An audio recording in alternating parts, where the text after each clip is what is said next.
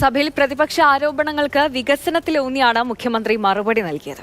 നയപ്രഖ്യാപനത്തിലുള്ള നന്ദി പ്രമേയ ചർച്ചയിലായിരുന്നു മുഖ്യമന്ത്രിയുടെ വികസന നേട്ടങ്ങൾ എണ്ണിപ്പറഞ്ഞുള്ള മറുപടി. വ്യാജാരോപണങ്ങൾക്ക് ആയുസില്ല എന്ന് പറഞ്ഞ മുഖ്യമന്ത്രി പ്രതിപക്ഷ നേതാവിനെ പരോക്ഷമായി വിമർശിക്കുകയും ചെയ്തു.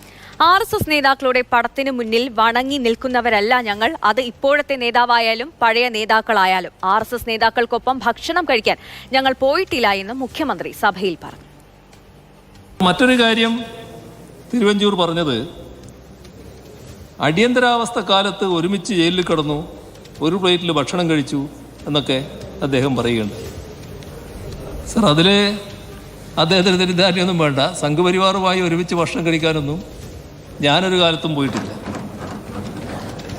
എന്നോടെങ്ങനെയാണ് അവർ പെരുമാറിയിരുന്നത് എന്നുള്ളത് ഞാനിപ്പോൾ പറയേണ്ട കാര്യമില്ല. അതൊക്കെ ചരിത്രത്തിൻ്റെ ഭാഗമായിട്ടുള്ള കാര്യമാണ്. ഏതായാലും ഞങ്ങളാരും RSS തലവന്മാരുടെ മുന്നിൽ വണങ്ങി നിൽക്കുന്നവരല്ല. അത് ഇപ്പോഴുള്ളവരായാലും മുന്നിൽ മരിച്ചുപോയ ആളുകളായാലും അവരുടെയൊന്നും പടത്തിന് മുന്നിൽ വണങ്ങി നിൽക്കുന്ന പതിവൊന്നും ഞങ്ങൾക്കില്ല എന്നുള്ളത് ഓർമ്മിക്കുന്നത് നല്ലതാണ്. തിരുവഞ്ചൂർ അതൊക്കെ പറയിപ്പിക്കാനാണോ എന്നെ കുറിച്ച് ഇത് പറഞ്ഞത് എന്നുള്ളൊരു സംശയം എനിക്കുണ്ട്. ഏതായാലും തിരുവഞ്ചൂർ ഇല്ലാത്തതുകൊണ്ട് ഞാൻ വല്ലാതെ അതിലേക്ക് ഇപ്പോൾ പോകുന്നില്ല. ഈ വിവരങ്ങളുമായിട്ട് അമൽ, പ്രതിപക്ഷം ഉയർത്തിയ ആരോപണങ്ങൾ, ബ്രൂവറി ആകട്ടെ, കോവിഡ് കാലത്തെ PP കിറ്റ് വിവാദമാകട്ടെ, എല്ലാത്തിലും മുഖ്യമന്ത്രിയുടെ മറുപടി വളരെ വിശദമായി തന്നെ ഉണ്ടായിരുന്നു. പ്രതിപക്ഷം ഈ മറുപടിയിലെല്ലാം തൃപ്തരാണോ, അതോ മുഖ്യമന്ത്രി പറഞ്ഞതെല്ലാം പൂർണ്ണതയുള്ള മറുപടികളുമായിരുന്നു? കഴിഞ്ഞ കുറേ ദിവസങ്ങളായി നിയമസഭയിൽ നടക്കുന്ന ഗവർണറുടെ നയപ്രഖ്യാപനത്തിന്മേലുള്ള നന്ദിപ്രമേയ ചർച്ചയിലാണ് ഇന്ന് മുഖ്യമന്ത്രി ഈ കാര്യങ്ങളെല്ലാം പറഞ്ഞത്. ഈ കഴിഞ്ഞ ദിവസങ്ങളിൽ പ്രതിപക്ഷം നിരവധി ആരോപണങ്ങളാണ് സർക്കാരിനെതിരെ സഭയിൽ ഉന്നയിച്ചത്. ആ വിഷയങ്ങൾക്കെല്ലാം തന്നെ മറുപടി ഉണ്ടാകുന്നു. മുഖ്യമന്ത്രി കോവിഡിൻ്റെ വിശദീകരണമാണ് ആദ്യമായി നൽകിയത്.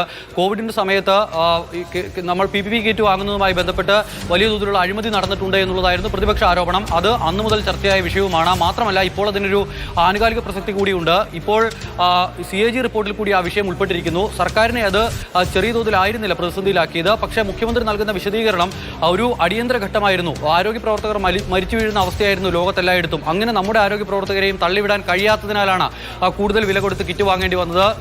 വിപണിയിൽ ഈ സാധനങ്ങൾ കിട്ടാനില്ലായിരുന്നു. അപ്പോൾ സ്വാഭാവികമായും വിലക്കയറ്റം ഉണ്ടാകും. അങ്ങനെയാണ് കൂടുതൽ വില കൊടുത്ത് കിറ്റ് വാങ്ങേണ്ടി വന്നതെന്നാണ്. പക്ഷേ അപ്പോൾ പ്രതിപക്ഷ നേതാവിൻ്റെ ഇടപെടലുണ്ടായി. പ്രതിപക്ഷ നേതാവ് പറഞ്ഞത് 550 രൂപയ്ക്ക് കിറ്റ് നൽകാമെന്നൊരു കമ്പനി പറയുമ്പോൾ ആ കിറ്റ് വാങ്ങാതെ അത് വെറും 10,000 കിറ്റുകൾ മാത്രം ആ വിലയ്ക്ക് വാങ്ങിയ ശേഷം പിന്നീട് 1,550 രൂപയ്ക്ക്, അതായത് 3 ഇരട്ടി തുകയ്ക്ക് കിറ്റ് വാങ്ങിയ നടപടി അഴിമതി തന്നെ എന്നുള്ള കാര്യം ആവർത്തിക്കുകയാണ് പ്രതിപക്ഷ നേതാവ്.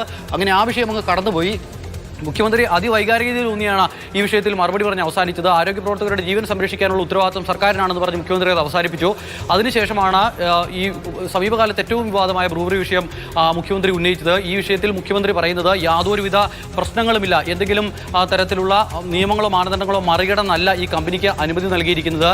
ഏതെങ്കിലും വ്യവസായം വരുമ്പോൾ ടെൻഡർ വിളിക്കണമെന്ന യാതൊരുവിധ നിർബന്ധവുമില്ല. കഴിഞ്ഞ കാലത്ത് UDF സർക്കാരിൻ്റെ കാലങ്ങളിൽ ചെയ്തു പോന്നിരുന്ന കാര്യങ്ങൾ അക്കമിട്ട് നിരത്തിയാണ് മുഖ്യമന്ത്രി അക്കാര്യങ്ങൾ വിശദീകരിച്ചത്. ഇതിന് മുൻപും ബ്രൂവറി തുടങ്ങിയിട്ടുണ്ട്. അത് UDF സർക്കാരിൻ്റെ കാലത്താണ്.